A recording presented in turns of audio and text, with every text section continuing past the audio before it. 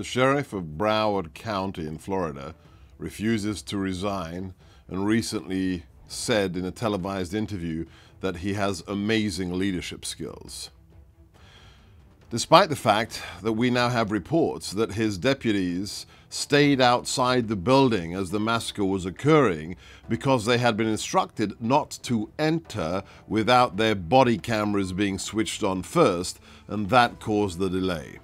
We will find out what the truth is, but if you read the recent article by Sarah Carter about the more than 40 cases being investigated of abuse, kidnapping, and even murder inside the Broward County Sheriff's Department, we have a serious problem.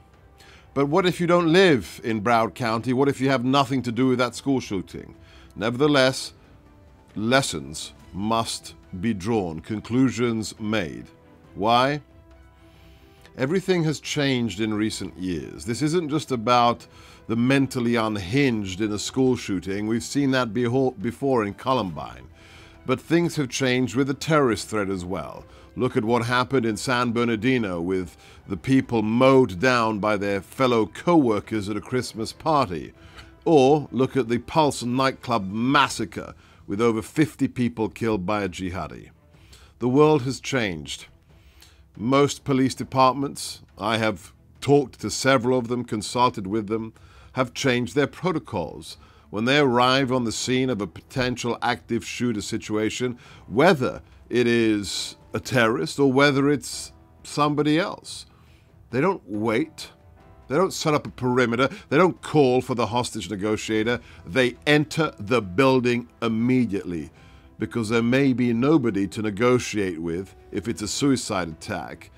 And if it's somebody who's mentally deranged, there's no time to save lives. Whether they have a long gun with them, whether they have a bulletproof vest, they go in to save lives. What does that mean for you? It means very simply that whether you carry a badge or a gun is not the issue. If you're a human being alive today, be aware of your surroundings.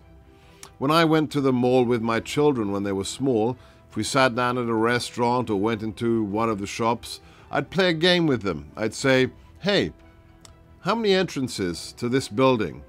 Is there anything inside this room that could hide you or could stop bullets? It's a fun game, perhaps, but it could save lives.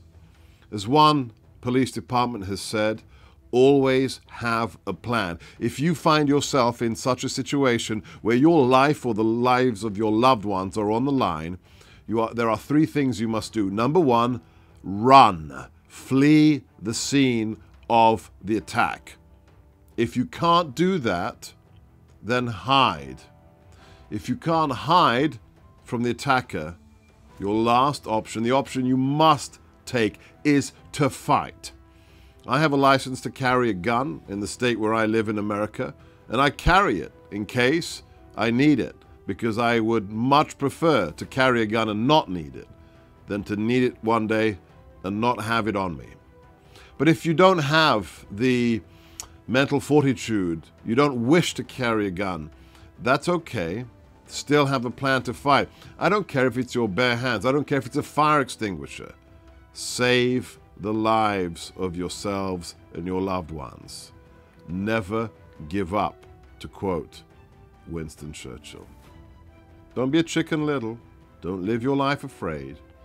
But just walk through the world, not staring down at your phone, as so many people do.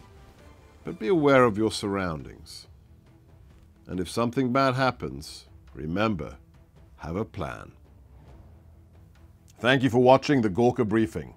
If you liked this video, please check out the Rebel Media YouTube channel. Follow me on Twitter at Seb Gorka, that's SEBGORKA, and share these videos on Facebook and Twitter, because with your help, we can push back on the fake news industrial complex and finally get the truth out. God bless.